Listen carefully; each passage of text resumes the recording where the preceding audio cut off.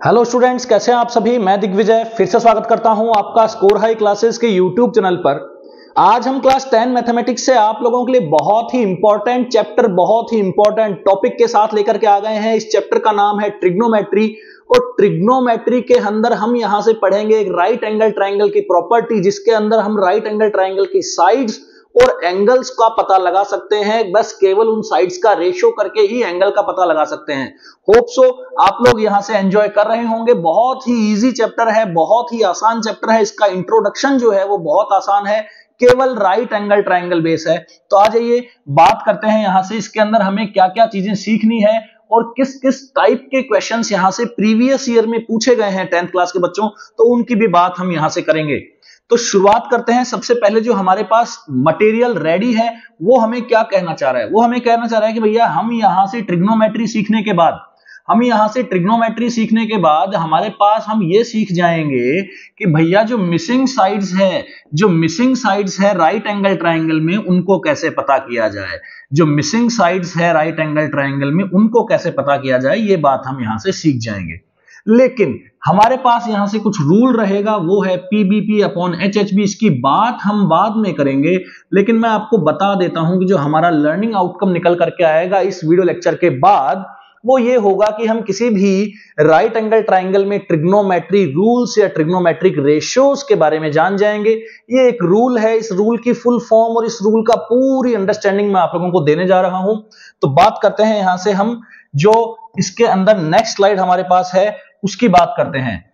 तो यहां से हम देखने वाले हैं कि हम जो स्टेप्स यूज ले रहे हैं ट्रिग्नोमेट्री के अंदर, जो स्टेप्स यूज ले रहे हैं, एक्चुअली वो स्टेप्स है क्या। देखो, सबसे पहले आपको जो स्टेप सीखना है वही सबसे ज्यादा इंपॉर्टेंट है। इसके अंदर जो सबसे ज्यादा इंपॉर्टेंट थिंग है वो पहला पॉइंट ही है। क्या है पहला point? Label the triangle side. सबसे पहले आप लोगों को क्या करने लेना है, ट्राइंगल की साइड्स को क्या कर लेना है, लेबल कर लेना है। अब ये तो कंफर्म हो चुका है कि यहां पे राइट एंगल ट्राइंगल ही बनने वाला है। यहां पे क्या बनने वाला है? Right angle triangle. देखो, एक यहां पे राइट एंगल ट्राइंगल मैंने बनाया है, और अगर हम यहां से बात करें कि मैं यहां पे लगा देता हूं एंगल थीटा। क्या लगा देता हूं? Angle theta. तो ये जो बगल वाली साइड होगी, जो थीटा के जस्ट पास वाली साइड होगी, ये वाला होगा 90 डिग्री, ये साइड होगी 90 डिग्री के सामने वाली, ये साइड होगी थीटा के सामने वाली। इन तीन टाइप की चीजों को समझना जरूरी है। यहां अगर एंगल थीटा है तो थीटा के जो बगल वाली साइड है, ये रेड कलर वाली साइड, ये कहलाएगी एडजेसेंट साइड। क्या कहलाएगी? Adjacent side of angle theta. क्या कहलाएगी? Adjacent side of angle theta. ये जो आपके पास ब्लू कलर की लाइन है, ये आपकी कहलाएगी opposite side of angle theta. क्या कहलाएगी? Opposite side of angle theta, theta के ओपोजिट साइड। और ये जो ग्रीन कलर वाली जो लाइन है, ये 90 के ओपोजिट है। ध्यान से देखिए, ये 90 के ओपोजिट है, तो इसे कहा जाएगा हाइपोटेन्यूस। क्या कहा जाएगा? इसे हाइपोटेन्यूस कहा जाएगा। तो ये हुआ, हमने जो यहां से क्या सीखा, हमने लेबल करना सीख लिया। हमने क्या सीख लिया है? लेबल करना। अब हम बात करते हैं यहां से आइडेंटिफाई द एंगल। अब हम एंगल आइडेंटिफाई करेंगे। देखो, एंगल कैसे आइडेंटिफाई करेंगे? आप लोगों के पास में जो ऑप्शन है एंगल बनने के लिए, केवल दो ऑप्शन है। कैसे है दो ऑप्शन? क्योंकि बात चल रही है राइट एंगल ट्राइंगल की। किसकी बात चल रही है यहां से? बात किसकी चल रही है? राइट एंगल ट्राइंगल की। अगर बात राइट एंगल ट्राइंगल की ही चल रही है तो एक जो एंगल होगा वो तो कंफर्म क्या होगा? 90 डिग्री। तो जो आपको आइडेंटिफाई करना है कि आपका जो थीटा एंगल है वो या तो यहां हो सकता है, या फिर इसी डायग्राम में ध्यान से देखें, जो आपका थीटा है वो यहां हो सकता है। क्लियर है? क्योंकि देखो, अगर ये थीटा होगा तो ये ऑटोमेटिकली क्या बन जाएगा आपका? 90 माइनस थीटा। क्या बन जाएगा? 90 माइनस थीटा। और यहां थीटा बन जाएगा तो यहां पे ऑटोमेटिकली आपका क्या बन जाएगा? 90 माइनस थीटा, क्योंकि यहां पे आपका 90 क्या है? फिक्स है। होप सो ये बेसिक समझ में आता होगा। क्योंकि देखो, यहां से इन दोनों एंगल्स का सम तो 90 होना है, क्योंकि तीनों एंगल्स का सम कितना होता है? 180। एक अकेला 90 हो चुका है तो इन दोनों का सम 90 होना है। अगर ये थीटा होगा तो ये ऑटोमेटिकली क्या होगा 90 माइनस थीटा।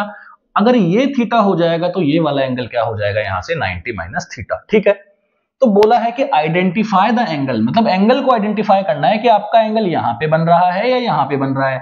अब आपके दिमाग में आएगा कि एंगल यहां बनने से और यहां बनने से क्या खास फर्क पड़ने वाला है। जी बिल्कुल, बहुत सारा डिफरेंस यहां पे जनरेट होगा। क्या डिफरेंस जनरेट होगा, आप देखिए जो थीटा के सामने वाली साइड है वो यहां पे तो AC BC बन रही है और यहां पे थीटा के सामने वाली साइड क्या बन रही है AB बन रही है। ठीक है, यहां क्या बन रही है BC बन रही है और यहां क्या बन रही है AB बन रही है। तो ये डिफरेंस जनरेट हो गया, क्योंकि यहां पे इसे परपेंडिकुलर कहा जाएगा, यहां इसे परपेंडिकुलर कहा जाएगा, यहां इसे बेस कहा जाएगा, यहां इसे बेस कहा जाएगा। हाँ, ये कह सकते हो कि हाइपोटेनियस की, ये कह सकते हो कि हाइपोटेनियस की जो कंडीशन है, हाइपोटेनियस जो है वो इस कंडीशन पे चेंज नहीं होगा, वो अपनी जगह बरकरार है। लेकिन थीटा अगर अपनी जगह बदल देता है तो थीटा के सामने ही परपेंडिकुलर होगा। थीटा अगर यहां जाएगा तो परपेंडिकुलर आपका ये बन जाएगा। अब आप लोगों को देखो यहां से कुछ फॉर्मूला अप्लाई करना है। फॉर्मूला जो अपन यहां पे अप्लाई करते हैं वो एक सबसे इंपॉर्टेंट फॉर्मूला अप्लाई करते हैं, हाइपोटेनियस का square is equals to perpendicular का स्क्वायर प्लस बेस का स्क्वायर। ठीक है, क्या फॉर्मूला यूज करते हैं, हाइपोटेनस का square is equals to perpendicular का स्क्वायर प्लस बेस का स्क्वायर। इसको क्या बोलते हैं बच्चों, इसको पाइथागोरस थ्योरम बोलते हैं। क्या बोलते हैं इसको, पाइथागोरस थ्योरम बोलते हैं। ठीक है, आई होप यहां तक आपको समझ में आया होगा। और हम लास्ट में क्या कर लेते हैं, आंसर कैलकुलेट कर लेते हैं। अब मैं समझाता हूं कि आपको आंसर कैसे कैलकुलेट किया जाता है। ठीक है, तो आपको देखो यहां से भी मैंने ट्रिग्नोमेट्री की तो बात अभी की ही नहीं है, अभी ट्रिग्नोमेट्री की बात नहीं की है। ट्रिग्नोमेट्री की रेशियो तो बाद में बात करेंगे। पहले हम यहां से जो अननोन वैल्यू है उसका एक क्वेश्चन कर लेते हैं छोटा सा, ताकि आप लोगों को ये समझ में आए कि तीनों साइड्स एक बार निकल जाएगी तो साइड्स के रेशियोज ही ट्रिग्नोमेट्री है। साइड के रेशियोज ही क्या हो जाएंगे, ट्रिग्नोमेट्री रेशियोज हो जाएंगे। मान लेते हैं आपको यहां से x दे दिया है, ये आपको यहां से 6 दे दिया है, यहां 10 दे दिया है। ठीक है, यहां 90 डिग्री। अब आप लोग जानते हो कि भैया यहां से क्या अप्लाई करोगे, हाइपो का square is equals to perpendicular square plus base का स्क्वायर। क्लियर है, हाइपो कितना है 10, तो 10 का स्क्वायर कितना बन जाएगा, यहां से 100 बन जाएगा। परपेंडिकुलर कितना है 6 का स्क्वायर क्या बन जाएगा 36 और प्लस क्या हो जाएगा x। तो यहां से x की वैल्यू आ जाएगी, क्या आ जाएगी आपकी, जो एक्स स्क्वायर की वैल्यू जो क्या आ जाएगी वो आ जाएगी 100 माइनस 36 दैट इज 64। तो एक्स स्क्वायर 64, तो एक्स की जो वैल्यू बन जाएगी वो कितनी बन जाएगी 8 बन जाएगी। समझ में आ रही है आप लोगों को बात, यहां से जो एक्स की जो वैल्यू बन जाएगी वो कितनी बन जाएगी यहां से 8। ठीक है, अब यहां पे खेल शुरू होगा, अब सारा खेल यहां से शुरू होगा। तो अपन क्या करेंगे, नेक्स्ट स्लाइड में इस राइट एंगल ट्राइंगल को ही लेके चलेंगे और यहीं से इस पे बात करेंगे। होप सो यहां तक आप लोगों को ये क्लियर हुआ होगा। बात करते हैं हमारे पास जो नेक्स्ट स्लाइड है उसके अंदर हमारे पास क्या है। देखो देखो यहां पे जो स्टेप 1 है जो मैं समझा चुका हूं वही हम यहां पे यूज कर रहे हैं, लेकिन यहां पे एंगल भी हमको इस बार गिवन है, एंगल भी गिवन है। इसका मतलब अब यहां से हमारा main important part of this video lecture start होने जा रहा है। हम यहां से ही अब बहुत सारी चीजें सीखने वाले हैं। आप यहां पे ही समझेंगे कि एक्चुअली ट्रिग्नोमेट्रिक रेशियोज हैं क्या चीज। ठीक है, तो आप लोगों के सामने एक राइट एंगल ट्राइंगल तो बना हुआ है आप लोगों के सामने। अब यहां से हम बात करने वाले हैं कि जो जितनी भी ट्रिग्नोमेट्रिक रेशियोज है उनको कैसे पता लगाया जाए, उनका क्या फॉर्मूला बनता है और वो रेशियो एक्चुअली है क्या। तो सबसे पहले हम यहां से बात करने वाले हैं राइट एंगल ट्राइंगल की। हम हमारा ही एक राइट एंगल ट्राइंगल बनाते हैं, उसके बाद हम इसे समझेंगे। ठीक है, तो सबसे पहले आप ये देखिए कि मैंने एक राइट एंगल ट्राइंगल बनाया था, अभी थोड़ी देर पहले ही एक राइट एंगल ट्राइंगल बनाया था जिसके अंदर ये राइट एंगल था। यहां पे कितना कैलकुलेट होकर के आया था 8, यहां कितना था 6, यहां कितना था 10। तो क्लियर है, तो यहां से ये समझ में आ रहा होगा कि भैया हाइपो कितना है, यहां से 10 है। ठीक है, अच्छा जो बेस बन रहा है यहां पे अगर एंगल थीटा है, यहां पे अगर कोई भी एंगल है, यहां पे अगर कोई भी एंगल है तो जो बेस है वो कितना है आपका 8 है, और जो यहां से परपेंडिकुलर है आपका वो कितना है यहां से 6 है। तो आप लोगों को तो ये तो कंफर्म है, पहली स्लाइड में ही आप देख चुके हैं कि साइन कोस 10, और जो भी वीडियो बच्चा ये देख रहा है उसको पक्का पता होगा कि भैया साइन कोस 10 तीन तो यहां से हमारे रेशियो इंपॉर्टेंट है ही, तीनों के तीनों जो रेशियो हैं वो क्या है इंपॉर्टेंट है। तो हम अगर बात यहां से करें सबसे पहले तो साइन की बात करेंगे हम। सबसे पहले किसकी बात करेंगे? साइन थीटा की बात करेंगे। देन हम किसकी बात करेंगे? कोस थीटा की बात करेंगे। और देन किसकी बात करेंगे? टेन थीटा की। ठीक है, तो जो साइन थीटा यहां से होगा, जो साइन थीटा यहां से होगा, वो थीटा के जस्ट सामने वाली साइड को न्यूमरेटर में लेना है और हाइपोटेन्यूस को यहां पे डिनोमिनेटर में लेना है। मतलब थीटा के सामने वाली साइड क्या लेनी है? न्यूमरेटर में लेनी है। मतलब परपेंडिकुलर को कहां लेना है? न्यूमरेटर में। अब आप कहोगे कि अगर थीटा यहां होता तो परपेंडिकुलर ये बनता। कोई बात नहीं, आपको तो हमेशा परपेंडिकुलर को लेना है, लेकिन परपेंडिकुलर बनाओगे कहां? थीटा के सामने। ठीक है, परपेंडिकुलर बनाओगे कहां पे? थीटा के सामने। तो थीटा के सामने परपेंडिकुलर बन गया है, तो नीचे क्या आ जाएगा? आपका हाइपोटेन्यूस आ जाएगा। नीचे क्या आ जाएगा? हाइपोटेन्यूस। नीचे क्या बन जाएगा? आपका हाइपोटेन्यूस। होप सो ये क्लियर हुआ होगा। ठीक है, अगर हम बात करते हैं कोस फंक्शन की, कोस थीटा की, तो कोस थीटा होता है बेस अपॉन हाइपो। क्या होता है? Base upon hypo. और टेन थीटा होता है यहां से परपेंडिकुलर अपॉन बेस। आपको ये याद रखना है, यही वो कोड है जो लिखा जाता है, बहुत ज्यादा फेमस है। ये मैं कोड यहां लिखने जा रहा हूं, P B P upon H H B. ठीक, इसका क्या मतलब है? इस P बाई एच का क्या मतलब है? इस P बाई एच का इस डायरेक्शन में क्या मतलब है? इस डायरेक्शन में साइन थीटा मतलब है।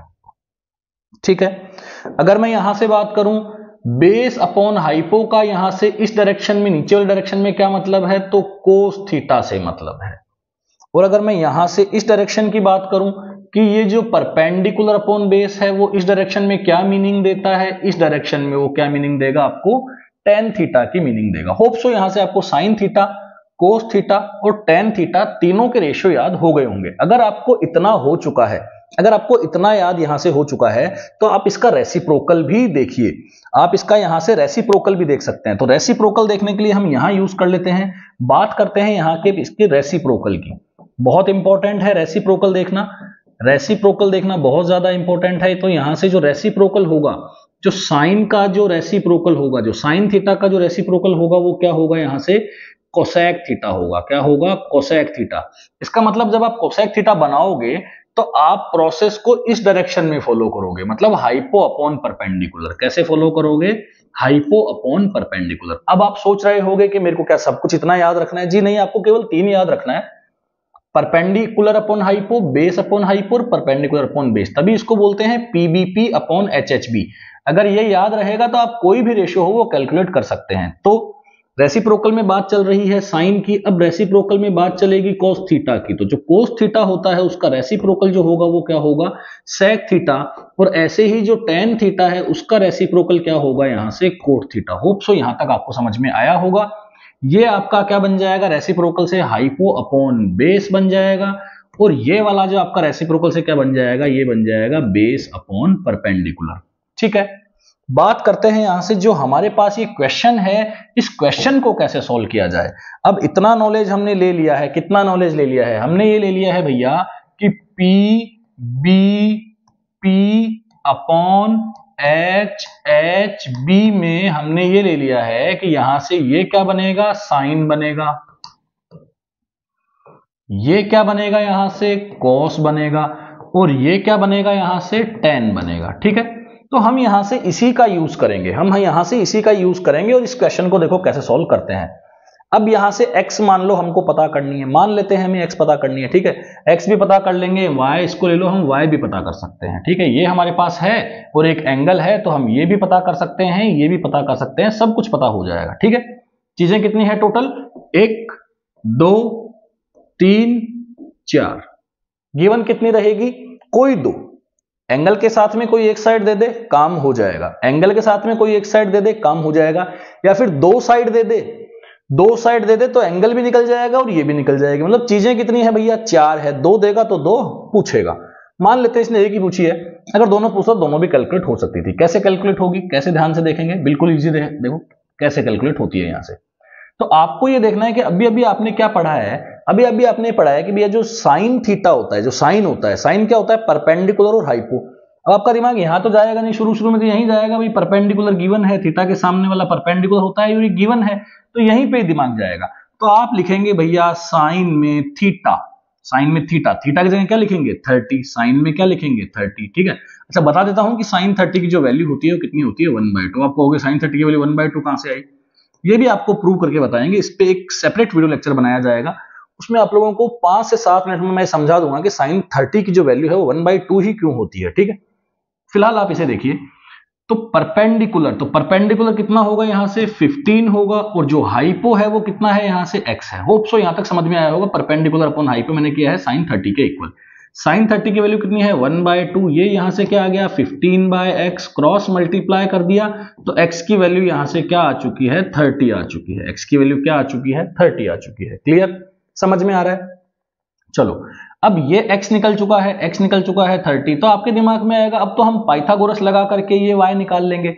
अरे भाई पाइथागोरस तो लगा ही रहे थे 8th क्लास तक, लेकिन अब ट्रिग्नोमेट्री यूज कर रहे हो, पाइथागोरस का एक एक्सटेंडेड वर्जन यूज कर रहे हो, तो आप यहां से ट्रिग्नोमेट्री लगा करके यूज कीजिए। ट्रिग्नोमेट्री लगा करके पता लगाइए y की वैल्यू। कैसे लगाएंगे आप जानते हैं कि भैया हमने साइन सीखा परपेंडिकुलर अपॉन हाइपो, तो अब हम बेस जो कोस सीखेंगे वो क्या सीखेंगे, बेस अपॉन हाइपो। क्या, बेस अपॉन हाइपो। क्या सीखेंगे कोस में, बेस अपॉन हाइपो। साइन में क्या सीखा, परपेंडिकुलर अपॉन हाइपो, कोस में क्या सीखेंगे, बेस अपॉन हाइपो। तो कोस जो 30 होगा, यहां से जो कोस जो 30 होगा वो यहां से क्या होगा, बेस अपॉन हाइपो। बेस कितना है y, और हाइपो कितना है आपका 30। निकाला ना अभी थोड़ी देर पहले हाइपो, बिल्कुल निकाला है, ठीक है। तो यहां से आप कर सकते हैं। अच्छा कोस 30 की जो वैल्यू होती है वो भी होती है √3/2। क्या होती है, √3/2। इसका भी आप लोगों को प्रूफ सेपरेट वीडियो लेक्चर में मिल जाएगा। तो कोस 30 होता है आपका √3/2। यहां से y की वैल्यू ये हो जाएगा यहां से 30, तो ये कैंसिल आउट होगा, 15 टाइम 15 इधर मल्टीप्लाई हो जाएगा, तो जो y की वैल्यू होगी बच्चों वो क्या आ जाएगी यहां से 15√3। होप सो आप लोगों को यहां से ये टॉपिक समझ में आया होगा। नेक्स्ट स्लाइड में हम यहां से बात करने वाले हैं कि हमारे पास जब स्टेप 2 के लिए क्या बचता है। स्टेप 2 जो है वो मैं आप लोगों को पहले ही बता चुका हूं कि भैया जो चूज कीजिए, सबसे पहले आपको करना क्या है, यहां से चूज करना है। क्या चूज करना है, रेशियो चूज करना है। अभी हमने चूज किया, जैसे एक बार क्या चूज किया परपेंडिकुलर, एक बार क्या चूज किया हाइपो, एक बार क्या चूज किया बेस। कुछ भी कैसे भी करके आप कर सकते हैं, आप किसी का भी रेशियो बना सकते हैं। परपेंडिकुलर अपॉन बेस का रेशियो बना लो, हाइपो के साथ बेस का बना लो। बस आपको याद क्या रखना है, आपको यहां से याद क्या रखना है, याद रखना है PBP अपॉन HHB। अगर ये ध्यान में रहेगा तो ये फिर से बताने जा रहा हूं, क्या बन जाएगा, साइन बन जाएगा, कॉस बन जाएगा, टेन बन जाएगा। इस प्रोसेस में कोसेक बन जाएगा, इस प्रोसेस में सेक बन जाएगा, और इस प्रोसेस में क्या बन जाएगा, ये कोट बन जाएगा। ठीक है, बात करते हैं यहां से नेक्स्ट स्लाइड की ओर, बात करते हैं क्वेश्चंस की, क्योंकि क्वेश्चन जब तक नहीं करेंगे तब तक हमें यहां से समझ में आने वाला नहीं है। तो मैं कुछ प्रैक्टिस क्वेश्चंस, थोड़े से प्रैक्टिस क्वेश्चन आप लोगों के लिए लेकर के आया हूं, टोटली एनसीईआरटी बेस्ड हैं। तो आप लोग भी यहां से कोशिश करेंगे इस वीडियो लेक्चर को देखने के बाद कि कम से कम आप एनसीईआरटी के क्वेश्चंस तो लगा ही लें। तो बात करते हैं यहां से क्वेश्चन नंबर फर्स्ट के सॉल्यूशन की, तो फर्स्ट में बोला गया है if sine A is equals to 9/41, तो बताइए कि कोस ए की वैल्यू क्या होगी और टेन ए की वैल्यू क्या होगी। ठीक है, तो देखिए अगर आप यहां से एक डायग्राम बना लें और ए को अगर यहां लिख लें तो आप ये जस्टिफाई कर देंगे कि हम थीटा यहां ले रहे हैं। क्लियर है, अगर आप इस ए को यहां से देखें हैं तो ये थीटा ही तो बनेगा यहां पे। तो एक काम कीजिए, यहां ए बी सी ले लीजिए, किसी भी सीक्वेंस में ले सकते हैं, लेकिन आप ए को अगर यहां लेंगे तो क्वेश्चन को करने में ज्यादा आसानी होगी। क्यों होगी ज्यादा आसानी, क्योंकि आपको पता है कि इस तरीके से यहां क्या बन जाता है, बेस बन जाता है, इस तरीके से यहां क्या बन जाता है, परपेंडिकुलर बन जाता है, और इस तरीके से यहां क्या बन जाता है, हाइपोटेन्यूस। तो आप मुझे बताइए कि साइन का जो फॉर्मूला था वो था क्या। आपको तो एक ही चीज याद करवाई है अभी तक, PBP अपॉन HHB। अब आप मुझे बताओ कि साइन का क्या तरीका हुआ करता था, साइन का होता था परपेंडिकुलर अपॉन हाइपो। मतलब साइन का होता था परपेंडिकुलर अपॉन हाइपो। तो आप मुझे यहां से बताओ कि भैया ये वाली जो वैल्यू है क्या ये परपेंडिकुलर बन सकती है, क्या ये हाइपो बन सकती है? जी बिल्कुल, ये परपेंडिकुलर और हाइपो का रेशियो है। एक्चुअली परपेंडिकुलर 9 नहीं है, हाइपो 9 नहीं है, ये रेशियो है, लेकिन हम इसको 9 ले सकते हैं। अच्छा 9 के भी लेंगे तो लास्ट में वो के से के कैंसिल आउट हो जाएगा, ठीक है। तो हमें ये कोस ए और टेन ए पूछ रहा है, तो ये कोई वैल्यू नहीं पूछ रहा है, ये भी क्या पूछ रहा है, रेशियो पूछ रहा है। तो हम इसको रेशियो से भी कर सकते हैं। कई बार यहाँ पे इसको के से करा हुआ बहुत सारी एग्जाम्स में मिलता है, लेकिन वो एक अलग क्वेश्चन है। यहाँ पे केवल हमसे ये रेशियो पूछा है, तो हम इसको रेशियो से भी कर सकते हैं। तो यहां से परपेंडिकुलर 9 ले लिया गया है और ये 41 ले लिया गया है। तो जैसे ही आप इसको सॉल्व करेंगे यहां से कितना कैलकुलेट हो जाएगा 40। अब आप इसे कैसे कैलकुलेट करेंगे? पाइथागोरस थ्योरम लगा करके कि हाइपो का square is equals to perpendicular का स्क्वायर प्लस बेस का स्क्वायर। तो हाइपो के स्क्वायर में से परपेंडिकुलर के स्क्वायर को माइनस करेंगे तो आप लोगों को यहां से क्या मिलेगा 40। जो रूट कैलकुलेट करेंगे वो मिलेगा आपको 40। तो आपको यहां तक समझ में आ चुका है। तो अब बात करते हैं कोस ए की। तो कोस ए के हिसाब से कोस क्या होगा? Base upon hypo. तो आंसर आ जाएगा 40/41। और जो tan ए होता है वो tan क्या होता है? देखो परपेंडिकुलर अपॉन बेस। तो परपेंडिकुलर कौन सा है? 9 है। तो यहां से 9 बाय बेस, बेस कितना है? 40। होप सो आप लोगों को एक क्वेश्चन यहां से समझ में आया होगा। बात करते हैं यहां से नेक्स्ट क्वेश्चन की।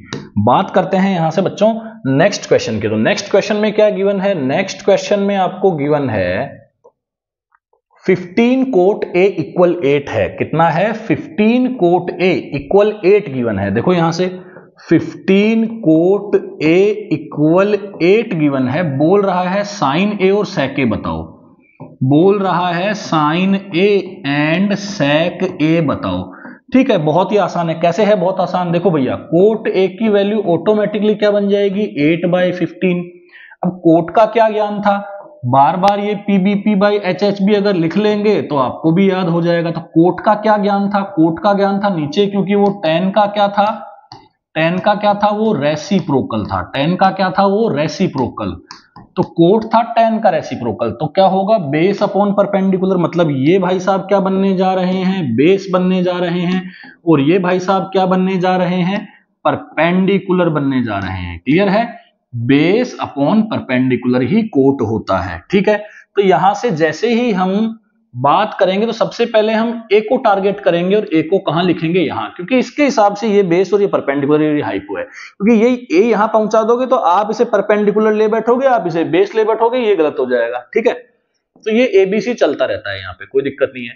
तो ए आपका यहाँ पे है। ठीक है, ए के हिसाब से बेस कितना है भैया? यही होता है बेस। तो आप आंख बंद करके लगा सकते हो बेस, क्योंकि आपने ए पहले ले लिया। परपेंडिकुलर कितना है भैया? यहां से क्या होगा? 15 होगा आपका। परपेंडिकुलर यहां से कितना हो जाएगा? 15 हो जाएगा।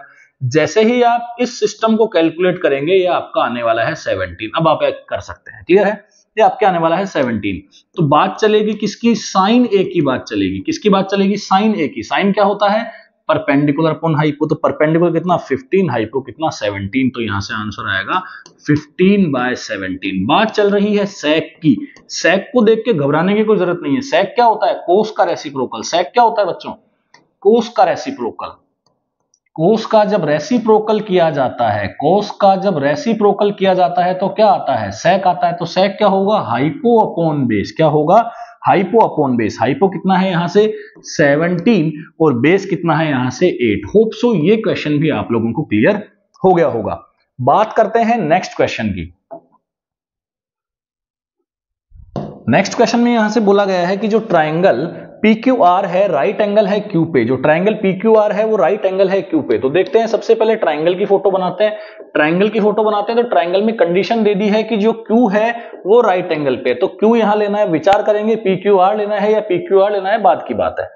अच्छा, जो PQ है वो 4 है, RQ 3 है। Find the values of sine P, sine R, sec P, sec R। मतलब आप P चाहे यहां लो, Q चाहे यहां लो, R यहां लेना पड़ेगा। अगर P यहां लोगे, Q यहां लोगे तो R यहां लेना पड़ेगा। क्लियर है? तो अगर यहां पे P लोगे तो P के हिसाब से ये परपेंडिकुलर और ये बेस बनेगा, लेकिन R के हिसाब से ये परपेंडिकुलर और ये बेस नहीं बनेगा, ये परपेंडिकुलर और ये बेस बन जाएगा। ठीक है, चलो समझते हैं। PQ कितना गिवन है यहां से? PQ आपको गिवन है कितना? 4 सेंटीमीटर। RQ कितना गिवन है? 3। तो ये तो ऑटोमेटिक आप समझ गए 5 कैलकुलेट हो जाएगा पाइथागोरस थ्योरम से। अब वैल्यू किसकी चाहिए आपको? वैल्यू चाहिए भाई किसकी, साइन पी की, तो पी के हिसाब से सोचना शुरू करो। अब पी के हिसाब से सोचना शुरू करो, ऐसा नहीं कि साइन पी की चाहिए और साइन आर की चाहिए, दोनों में लगा रहे हो परपेंडिकुलर अपॉन बेस। एक बार परपेंडिकुलर किसी को बना दिया तो उसको हटा के बेस नहीं बना रहे हो, ऐसा नहीं है। पी के हिसाब से परपेंडिकुलर क्या है भाई 3, हाइपो कितना है 5, 3/5। पहले पी वाले निकाल लेते हैं, है ना। पी वाले कौन कौन है, एक सेक पी है, एक कौन है सेक पी। तो सेक पी क्या होगा, कोस पी क्या होता है, पर बेस अपॉन हाइपो होता है, तो हाइपो अपॉन बेस मतलब 5/4। क्लियर हुआ यहां से। अच्छा अब बात करते हैं साइन आर की। तो साइन आर की बात कैसे करेंगे, यहां से साइन आर की बात करेंगे। साइन क्या होता है, परपेंडिकुलर अपॉन हाइपो, लेकिन आर के हिसाब से देखेंगे ना, आर के हिसाब से परपेंडिकुलर आपका क्या बनेगा 4, हाइपो तो फिक्स है, तो क्या आएगा यहां से 4/5। और अब बात करने जा रहे हैं किसकी, सेक आर की। तो बात करते हैं सेक आर की। आर के हिसाब से सेक, आर के हिसाब से बेस ये नहीं बनेगा, आपने तो इसको बना दिया होगा, लेकिन ये नहीं बनेगा। बेस क्या बनेगा बच्चों, ये वाला बनेगा। तो ये बेस अपॉन हाइपो क्या बनेगा, सेक क्या होता है, बेस अपॉन हाइपो का उल्टा, मतलब हाइपो अपॉन बेस। तो यहां से क्या आंसर आएगा 5/3। होप सो ये क्वेश्चन भी आप लोगों को क्लियर हुआ होगा। आई होप आप लोगों को ये टॉपिक, ये चैप्टर समझ में आया होगा। ऐसे ही आप वीडियोस को शेयर और लाइक कर दीजिए। Thank you so much, keep watching.